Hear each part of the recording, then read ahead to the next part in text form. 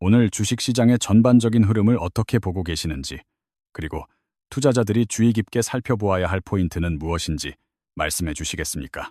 저 또한 어제 오후 2시에서 3시 사이 갑작스러운 시장의 변동성을 목격하고 상당히 놀란 마음을 감출 수 없었습니다.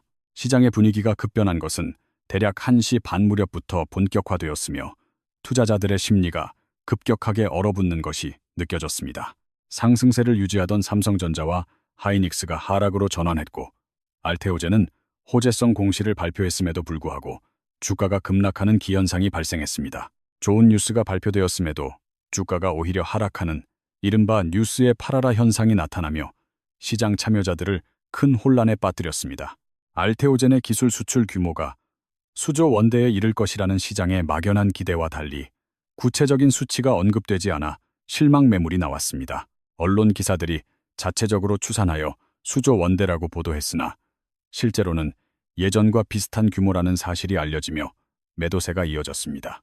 기술 수출이라는 엄청난 성과를 달성했음에도 불구하고 시장은 금액이 작다는 이유만으로 주식을 매도하며 부정적으로 반응했습니다. 하지만 제가 직접 팩트체크를 해보니 이는 단일 품목에 대한 계약이었기에 해당 가격은 결코 낮은 수준이 아니었습니다. 애널리스트의 보고서를 자세히 살펴보면 우리가 오해하고 있었다는 사실을 알 수 있으며 펀더멘털에는 문제가 없음을 확인할 수 있습니다. 그러나 시장은 마치 알테오젠의 하락이 전체 지수를 끌어내린 것처럼 오해하게 만드는 타이밍에 절묘하게 맞물려 돌아갔습니다. 방송 매체들은 하락의 원인을 찾으려다 보니 알테오젠을 언급했지만 실제로는 억울하게 누명을 쓴 측면이 강하다고 생각합니다. 시장 전체가 흔들린 근본적인 원인을 파고들면 사실상 미국과 유럽 간의 무역 갈등이 심화되었기 때문임을 알 수 있습니다. 서로 관세를 부과하겠다는 으름장을 놓으며 갈등이 고조되고 있고, 이는 글로벌 시장의 불확실성을 키우는 주된 요인이 되었습니다. 미국과 유럽이 그동안의 동맹 관계를 뒤로하고 경제적으로 결별을 준비하는 듯한 헤어질 결심을 한 것처럼 보이는 상황입니다. 유럽 내부에서도 미국의 편에 서려는 국가들과 척을 지려는 국가들로 나뉘며 복잡한 이해관계가 얽히기 시작할 것입니다. 유럽은 언어와 문화가 제각기 다르고 경제 상황도 상이하기 때문에 공동의 위기 앞에서도 하나로 뭉치기가 매우 어려운 구조입니다.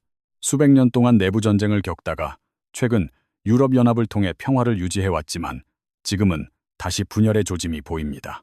이러한 지정학적 리스크와 갈등이 어제 저녁 시간 외 거래에서 지수를 끌어내리는 결정적인 역할을 했다고 분석됩니다. 특히 삼성전자가 마이너스 7% 가까이 하락했던 것은 정규장이 아닌 NXT 시장의 얇은 유동성 때문이었습니다. 야간 시장이나 시간 외 거래는 정규장과 달리 유동성이 연속적이지 않기 때문에 작은 충격에도 시장이 왜곡되는 현상이 발생하곤 합니다. 유동성이 풍부할 때는 충격이 흡수되지만 거래량이 메마른 상황에서는 가격의 급등락이 훨씬 심하게 나타날 수밖에 없는 구조입니다. 기관 투자자나 외국인 같은 큰 손들이 모두 퇴근한 후 소수의 거래자가 출근해 물량을 한 번에 던지면 이런 급락 현상이 빚어집니다. 따라서 NXT와 같은 야간 지표의 변동성은 시장에 왜곡이 포함되어 있으므로 그 수치에 너무 휘둘릴 필요는 없다고 봅니다. 저 또한 어제 방송에서 긍정적인 전망을 이야기하고 퇴근하던 길에 갑자기 스마트폰으로 폭락하는 수치를 확인하고 당황스러웠던 기억이 납니다. 한편 미국 시장 역시 하락세를 면치 못했는데 나스닥 선물이 지속적으로 밀리는 모습이 불안감을 예고하고 있었습니다. 마틴 루터킹 데이 휴장 이후 다시 열린 미국 증시의 행보에 전 세계 투자자들의 이목이 쏠리고 있는 긴장된 상황입니다. 장이 빠지면 힘들어하는 분들이 많지만 저는 지금 상황에서 감정적으로 힘들어하는 것은 투자에 아무런 도움이 되지 않는다고 생각합니다. 힘이 든다는 것은 무엇을 해야 할지 몰라 망설일 때 느끼는 감정이며 결정을 내리고 나면 오히려 상황은 단순해집니다. 지금 우리가 할 수 있는 선택지는 버틸 것인지, 저가에 더 매수할 것인지, 아니면 손절하고 비중을 줄일 것인지 명확합니다. 우리가 주식시장에 들어온 근본적인 이유를 되새겨보면 그것은 기업들의 이익, EPS이 급격하게 상승하고 있다는 믿음 때문이었습니다. 현재 우리나라는 전 세계에서 기업 이익이 가장 빠르게 개선되고 있는 국가이며 그 뒤를 대만이 잇고 있는 형국입니다. 애널리스트가 분석한 그래프를 보면 미국은 이익이 완만하게 상승하는 반면 한국은 마치 암벽 등반을 하듯 가파르게 오르고 있습니다. 기업의 실적이 이렇게 뒷받침되고 있기 때문에 지수가 상승하는 것은 거품이 아니라 매우 당연한 이치라고 볼 수 있습니다. 미국과 유럽이 무역 갈등을 빚는 상황이 단기적으로는 악재 같지만 중장기적으로 보면 우리에게 반사이익이 될 수 있습니다. 그렇다면 지금의 주가 하락은 공포에 떨 시기가 아니라 오히려 좋은 주식을 싸게 살 수 있는 기회로 해석해야 합니다. 그동안 가격이 너무 비싸서 쳐다만 보던 삼성전자나 하이닉스를 매수할 수 있는 타이밍이 온 것이며 현대차 역시 마찬가지입니다. 더 빠질까봐 걱정하는 분들도 계시지만 펀더멘털이 튼튼한 기업이라면 주가가 더 내려갈 때 추가 매수하면 그만입니다. 기업의 가치와 방향성에 대한 확신만 있다면 외부 변수로 인한 가격 조정은 투자의 난이도를 낮춰주는 선물과도 같습니다. 지금 시장이 하락하는 것은 기업 내부의 문제가 아니라 투자자들의 흔들리는 심리와 외부 환경의 불확실성 때문임을 기억해야 합니다. 외국인과 기관 투자자들이 매도하는 이유는 그들의 심리가 흔들려서가 아니라 벤치마크 지수를 지켜야 하는 의무 때문일 수 있습니다. 작년 4월을 되돌아보면 트럼프가 관세 카드를 꺼내들었을 때 시장이 폭락했지만 지나고 보니 그때가 최고의 매수 기회였습니다. 지금은 미국과 유럽이라는 두 거인이 대장 자리를 놓고 싸우는 형국이며 우리나라는 그 싸움의 직접적인 당사자가 아닙니다. 결국 그들은 미국 시장에서 자금을 빼서 상대적으로 저평가된 우리나라 시장으로 돌아올 수밖에 없는 구조적 흐름을 가지고 있습니다.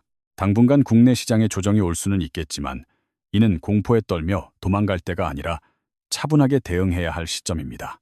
조정장은 시장이 우리에게 지금이 들어올 때라고 알려주는 일종의 비밀 신호나 암호와 같다고 해석할 수 있습니다. 투자자들의 가장 큰 불안은 지금의 하락이 일시적인 조정이 아니라 끝없는 추락의 시작일지도 모른다는 공포심에서 비롯됩니다. 현재 상황을 정치적으로 해석해보면 트럼프는 대선을 앞두고 의도적으로 시장의 거품을 미리 빼고 싶어 하는 것 같습니다. 선거가 있는 11월에 시장이 최고조에 달하게 하려면 지금 시점에서는 주가를 눌러놓아야 나중에 올릴 여력이 생깁니다.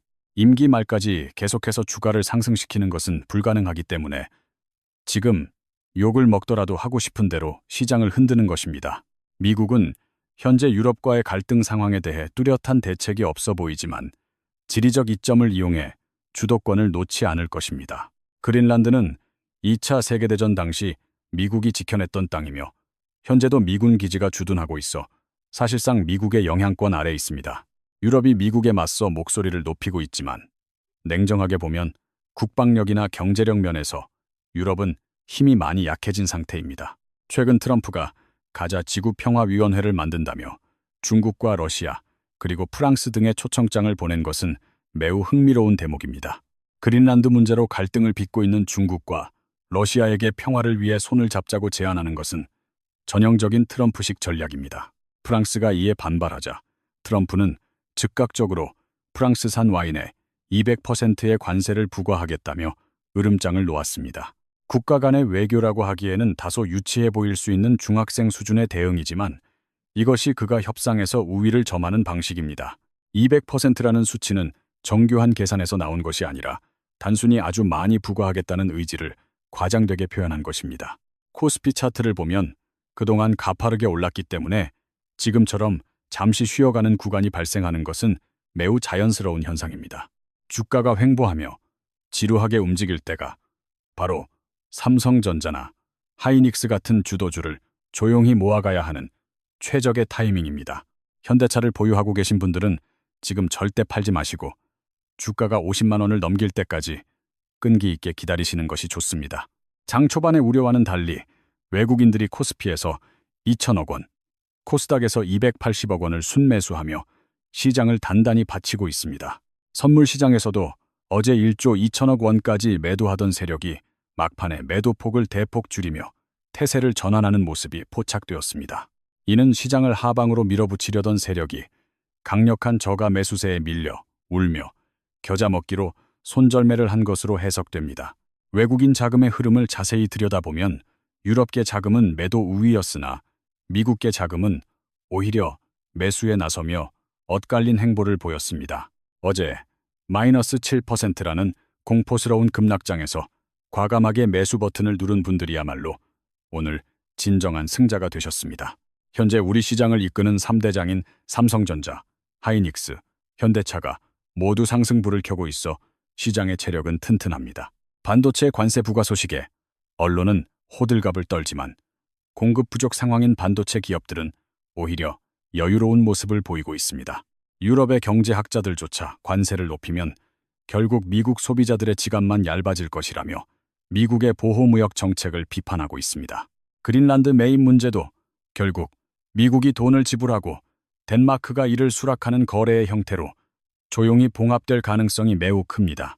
오늘 시장의 특징은 대형 주도주들이 상승세를 타는 반면 그 외의 중소형 종목들은 소외되는 차별화 장세가 뚜렷하다는 점입니다.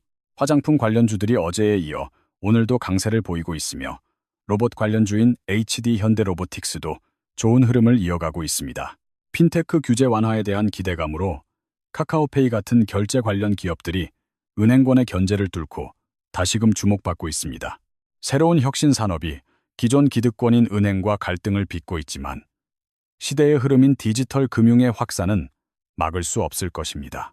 불안한 시장 심리 속에서 필수 소비재인 식품주, 특히 불닭볶음면으로 글로벌 인기를 얻은 삼양식품도 눈여겨볼 만합니다. 미국의 살인적인 인플레이션으로 핫도그 하나가 5만 원이 넘는 상황에서 가정 간편식의 수요는 폭발적으로 늘어날 수밖에 없습니다. 외식 물가가 치솟은 미국 시장을 겨냥해 상대적으로 저렴하고 간편한 햇반 같은 즉석밥을 수출하는 것이 훌륭한 대안이 될 것입니다.